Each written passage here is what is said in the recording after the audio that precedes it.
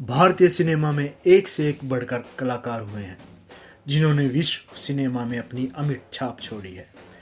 कुछ कलाकार विरले ही होते हैं जो अपने को हर भूमिका में फिट कर लेते हैं। ऐसे ही एक धांसू विलेन है गुलशन ग्रोवर जी, जिन्होंने नकारात्मक भूमिका में भी अपनी अमिट छाप छोड़ी है।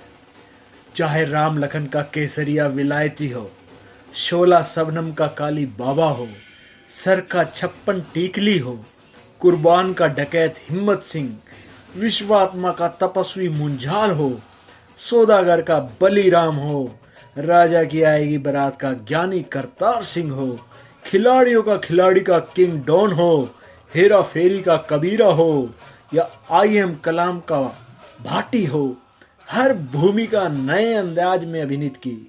तो आइए आज चलते हैं गुलशन जी के संग। आज हम आपको सुनाएंगे किस्से बैडमैन के। बॉलीवुड के बैडमैन गुलशन ग्रोवर 68 साल के हो चुके हैं। गुलशन 4 दशक से फिल्म इंडस्ट्री में एक्टिव है। माता पिता चाहते थे कि वो बैंक में काम करे, लेकिन एक्टिंग का रुझान उन्हें फिल्मों तक ले आया। बॉलीवुड से निकलकर हॉलीवुड तक का सफर तय किया। करीब 400 फिल्मों का हिस्सा रहे गुलशन के लिए इस मुकाम तक पहुंचना मुश्किलों से भरा रहा। खुद की स्कूल फीस भरने के लिए उन्होंने कभी कपड़े धोने का पाउडर तो कभी फिनाइल की गोलियां बेची। कई दिन बिना खाए भी सोए। मुंबई में जब फिल्म में काम नहीं मिला तो गोविंदा, संजय दत्त जैसे कलाकारों को एक्टिंग के गुर भी सिखाए। करियर की शुरुआत उन्होंने हीरो जैसे रोल से की, लेकिन बाद में विलेन जैसे रोल से छाए। यही रोल उनके लिए कभी कभार मुसीबत भी बना। फिल्म में शाहरुख को मारने पर एक महिला अधिकारी ने उन्हें वीजा देने से भी मना कर दिया था। गुलशन ग्रोवर जी का जन्म 21 सितंबर 1955 को दिल्ली के एक इलाके में हुआ था। पिता रावलपिंडी के रहने वाले थे। वहां पर उनका कपड़ों का बिजनेस था। देश के विभाजन के बाद उनका परिवार दिल्ली में आकर बस गया। इस विभाजन का भी बुरा असर पिता के बिजनेस पर भी पड़ा। माली हालत खराब हो गई। गुलशन 5 बहनों और 2 भाइयों में से एक थे। परिवार में लोग ज्यादा थे और पिता की कमाई सीमित थी, जिसके कारण आर्थिक परेशानियां भी रहती थी। कई दिन ऐसे भी बीते कि सभी को भूखे पेट भी सोना पड़ा। इसके बावजूद पिता का सपना था कि सभी बच्चे पढ़ लिख कर कामयाब हो जाएं। गुलशन समेत सभी बच्चे पिता की इसी इच्छा का सम्मान करते हुए मन लगाकर पढ़ाई करते रहे। पिता की तरह गुलशन भी अपनी बहनों की पढ़ाई पर बहुत ध्यान देते थे। वो चाहते थे कि सभी बहनें सिर्फ अपनी पढ़ाई पर ही ध्यान दें। इस मामले में वो इतने सख्त थे कि बहनों को टीवी भी नहीं देखने देते थे। ऐसे में बहनों ने एक उपाय सोचा। जब गुलशन घर से बाहर निकलते थे तो एक बहन दरवाजे पर पहरा देती और बाकी कमरे में टीवी देखती।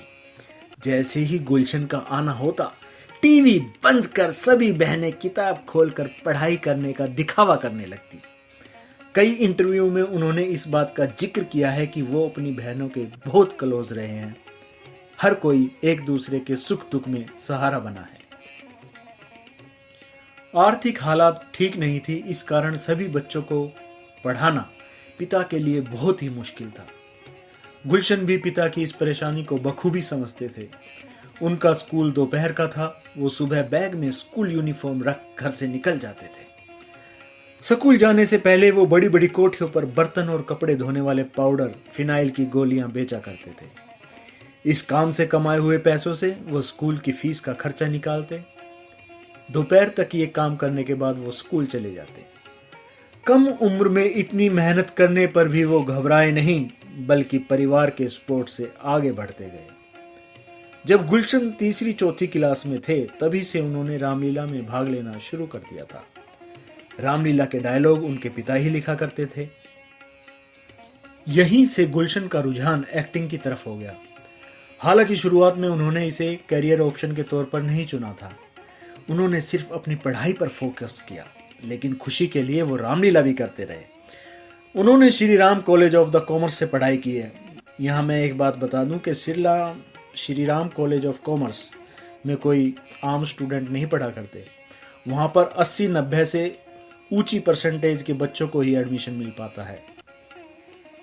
शौक के तौर पर उन्हें यहाँ भी एक्टिंग जारी रखी। वक्त के साथ लोग उनकी एक्टिंग को पसंद करने लगे।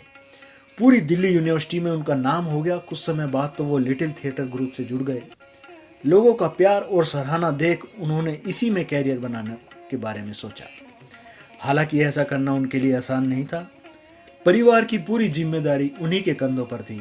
माता पिता को भी उम्मीद थी कि वो पढ़ाई पूरी कर बैंक में नौकरी कर ले और परिवार के साथ रहे, मगर गुलशन एक बार रिस्क लेना चाहते थे। उन्होंने माता पिता से कहा कि वो 6 महीने एक्टिंग फील्ड में कोशिश करने के लिए उन्हें इजाज़त दे। इस दौरान अगर बात बन जाती है तो ठीक, वरना वो कॉमर्स से जुड़े किसी भी क्षेत्र में नौकरी के लिए कोशिश करेंगे। परिवार का भी इस फैसले पर उनको पूरा समर्थन मिला। पढ़ाई पूरी करने के बाद गुलशन ने मुंबई का रुख किया। दूरदर्शन के शो कोशिश से कामयाबी तक में उन्होंने बताया था कि मैं ये सोचकर मुंबई गया था कि वहां पर सिर्फ फोटोग्राफ दिखाने से ही फिल्मों में काम आसानी से मिल जाएगा। हालांकि ऐसा बिल्कुल नहीं था। बहुत पापड़ बेलने पड़े। मुंबई आने के बाद गुलशन ने बहुत संघर्ष किया। इसके बावजूद उन्हें काम नहीं मिला। तंगी ने भी उन्हें इस सफर में बहुत परेशान किया। कई दिन तक भूखे भी सोना पड़ा। उन्हें एहसास हो गया कि फिल्मी ब्रेक के लिए बेसिक ट्रेनिंग की बहुत ज़रूरत है। ये वो समय था जब रोशन तनेजा ने रोशन तनेजा स्कूल ऑफ एक्टिंग की शुरुआत की थी। एक्टिंग सीखने के लिए गुलशन ने भी यहाँ पर एडमिशन ले लिया। बैच में उनके साथ अनिल कपूर, मजहर खान और मदन जैन थे। यहाँ पर एक्टिंग सीखने के बाद वो इसी स्कूल में पढ़ाने भी लगे। यहाँ पर उन्होंने संजय दत्त, टीना मुनीम, कुमार गौरव और सन्नी देओल को एक्टिंग सिखाई थी। यहीं पर उनका पहली फीस के रूप में 4000 रुपये मिले थे। रोशन तनेजा की एक्टिंग स्कूल का एक सिस्टम था। कोर्स खत्म हो जाने के बाद वो पासिंग राउंड कराते थे, जिसमें डायरेक्टर और निर्माता बतौर जज आते थे और स्टूडेंट को एक्टिंग के टिप्स देते थे। कुछ उन्हें अपनी फिल्म में कास्ट भी कर लेते थे। इसी पासिंग राउंड में निर्माता सुरेंद्र कपूर भी आए थे। मैं अपने सुनने वालों को बता दूं कि सुरेंद्र कपूर जी अनिल कपूर के पिताजी थे। सभी को गुलशन का काम बहुत पसंद आया। खास तौर पर सुरेंद्र कपूर गुलशन के एक्टिंग स्किल्स के मुरीद हो गए। फिर उन्होंने गुलशन को फिल्म निर्माता FC मेहरा और उनके बेटे डायरेक्टर राजीव मेहरा से मिलवाया। गुलशन को काम मिल जाए इस उम्मीद से उन्होंने कई निर्माताओं से भी उनकी मुलाकात कराई। डायरेक्टर राजीव मेहरा गुलशन की पर्सनैलिटी से काफ़ी प्रभावित हुए और उन्होंने गुलशन को अपनी फिल्म 5 ऑफर कर दी। इस दौरान सुनील दत्त ने उन्हें अपनी फिल्म रॉकी ऑफर कर दी, जिसमें संजय दत्त डेब्यू करने वाले थे। दरअसल संजय दत्त गुलशन ग्रोवर के स्टूडेंट थे। सुनील दत्त ने गुलशन की एक्टिंग स्किल्स देख उन्हें फिल्म ऑफर कर दी। इसके बाद तो गुलशन के पास फिल्मों के कई ऑफर आने लगे। पहली फिल्म में गुलशन की इमेज काफी सुथरी थी। वहीं जब उन्होंने रॉकी जैसी फिल्में की तो उनका नजरिया ही बदल गया। उनका सपना था हीरो बनने का, लेकिन काम करने के दौरान उन्होंने मन बना लिया कि वो बतौर विलेन ही कैरियर में आगे बढ़ेंगे। उन्होंने एक इंटरव्यू में बताया था, कई रिपोर्ट्स दावा करती है कि मैं बतौर हीरो नहीं चला तो विलेन बन गया। हालांकि ऐसा बिल्कुल भी नहीं है। प्रेमनाथ, प्राण साहब, अमरीश पुरी को देखकर मैंने बहुत सीखा। उन्हीं को देखकर मैंने विलेन के तौर पर अपनी अलग पहचान बनाई और स्टाइल बनाने की कोशिश की। दर्शकों ने भी मुझे इस रोल में बहुत पसंद किया और मैं आगे बढ़ता गया। गुलशन के बैड मैन लुक से भी जुड़ा एक किस्सा उन्होंने जूम को दिए इंटरव्यू में साझा किया था। शूटिंग के सिलसिले में उन्हें अचानक जाना पड़ा। ऐसे में उन्होंने आखिरी समय में फ्लाइट की टिकट बुक की। फ्लाइट में उन्हें आखिरी सीट मिली, जिसकी बगल में एक एयर होस्टेस की भी सीट थी। जब वो एयर होस्टेस फ्लाइट में आई और देखा कि उसे गुलशन के बगल में बैठना है तो डर के मारे वापस चली गई। बाहर जाकर वो कहने लगी कि वो गुलशन के बगल वाली सीट पर नहीं बैठ सकती। इस कारण फ्लाइट को टेक ऑफ होने में भी काफी वक्त लगा। कई हीरोइन भी गुलशन के ऑन स्क्रीन लुक की वजह से उनसे डर जाया करती थी। भले ही रील किरदार के कारण महिलाएं गुलशन से डरती हैं, लेकिन रियल लाइफ में वो बिल्कुल अलग है। 2016 में उन्होंने अपनी फिल्म प्रमोशन के लिए एक नया तरीका अपनाया था। इस इवेंट में उन्होंने काली स्कर्ट पहनी थी। इस पर उनका कहना थी कि उन्होंने इस तरह की 6 और स्कर्ट खरीद कर रखे हैं। भले ही वो फिल्मों में महिलाओं के साथ अच्छा बर्ताव नहीं करते, लेकिन रियल लाइफ में महिलाओं के लिए उनके मन में बहुत ही सम्मान है। एक बार शाहरुख खान को ऑन स्क्रीन मारना गुलशन के लिए बहुत भारी पड़ गया था। एक रियलिटी शो के दौरान गुलशन ने बताया कि एक बार उन्हें मोरक्को का सिंगल डे वीजा चाहिए था। इस सिलसिले में वो एक महिला अधिकारी से मिलने पर उन्होंने कहा कि मोरक्को का सिंगल डे वीजा चाहिए। इस पर उस महिला अधिकारी ने उन्हें साफ तौर पर इनकार कर दिया। उन्होंने कहा, आपने एक फिल्म में शाहरुख को बहुत मारा था, इस कारण मैं आपको वीजा नहीं दे सकती। उनकी इस बात पर गुलशन ने हंसते हुए जवाब दिया कि वो रियल लाइफ की घटना नहीं है मैम, बल्कि फिल्म में सिर्फ ऐसा दिखाया गया है। शाहरुख रियल में मेरे बहुत ही अच्छे दोस्त हैं और फाइट सीन में हमें ऐसा करना पड़ता है। उनका इतना कहने पर भी उस महिला अधिकारी ने गुलशन को सिंगल डे का वीजा नहीं दिया। गुलशन ने मनीष पॉल के दिए इंटरव्यू में एक बड़ा खुलासा किया था। उन्होंने बताया कि एक नामी निर्माता ने उन्हें एक फिल्म ऑफर की थी, मगर उसे करने के लिए एक शर्त भी थी। शर्त यह थी कि गुलशन को इस फिल्म की शूटिंग के दौरान कोई दूसरी फिल्म नहीं करना है, भले ही इसमें कितना भी वक्त लग जाए। गुलशन ने बताया कि इसके पीछे कुछ लोगों की चाल थी जो कि उनके काम से जलते थे। उन्होंने ऐसा करने के लिए निर्माता को मोटी रकम दी थी। उन लोगों का मकसद था कि गुलशन इस प्रोजेक्ट से लंबे समय के लिए जुड़े रहें और दूसरे बड़े ऑफर्स उनके हाथ से निकल जाए। ऐसा करने से कुछ समय के लिए गुलशन के कैरियर में डाउनफॉल भी आ जाएगा। गुलशन ग्रोवर ने हॉलीवुड का सफर तय किया है, लेकिन एक ऐसा वक्त भी था कि कोई भी उन्हें हॉलीवुड की फिल्म में कास्ट नहीं करना चाहता था। बॉलीवुड में अपनी जगह बनाने के बाद गुलशन हॉलीवुड का सफर तय करना चाहते थे। इसके लिए वो हॉलीवुड जाकर वहां के लोगों से मिलने लगे। दूरदर्शन को दिए इंटरव्यू में उन्होंने बताया कि जब मैं वहां जाने लगा तो पता चला कि हॉलीवुड के फिल्म मेकर बॉलीवुड के कलाकारों के पर बिल्कुल भी भरोसा नहीं करते। उनका मानना था कि हम लोग काम को जिम्मेदारी से पूरा नहीं करते।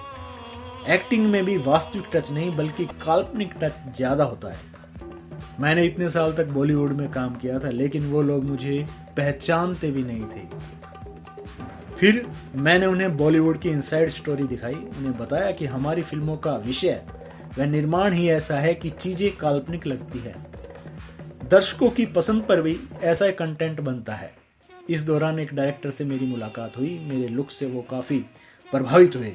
एक फिल्म भी ऑफर की, मगर इसके बदले में उन्होंने कहा कि मैं हमेशा के लिए हॉलीवुड में ही काम करने लगूं। ऐसा करने से मैंने मना कर दिया। मैंने उन्हें तर्क देते हुए कहा कि भारत के कलाकारों को छोड़ दूसरे देश के कलाकार यहाँ सिर्फ शूटिंग करने आते हैं और फिर अपने देश वापस चले जाते हैं। अगर मुझे फिल्म करना है तो भला मैं क्यों अपना देश और अपनी इंडस्ट्री छोड़ूं। काफी समय लगा, लेकिन वहां के निर्माता और डायरेक्टर को मेरी बातों पर भरोसा हो गया। गुलशन को जेम्स बॉन्ड की फिल्म कैसीनो रॉयल में विलेन के रोल में कास्ट किया गया था। शूटिंग की डेट भी फाइनल हो गई थी। फिल्म से जुड़े सभी काम कर वो कुछ दिनों के लिए इंडिया चले गए, क्योंकि वापस आकर वो लंबे समय के लिए शूटिंग में बिजी हो जाते हैं। तभी उनके पास फोन आया कि उन्हें इस फिल्म से निकाल दिया गया। तर्क ये दिया गया कि जिन्होंने फिल्म में पैसा लगाया है उन्हें गुलशन पर भरोसा नहीं है। बाद में इस रोल में मैट्स निकलसन फोन को कास्ट किया गया।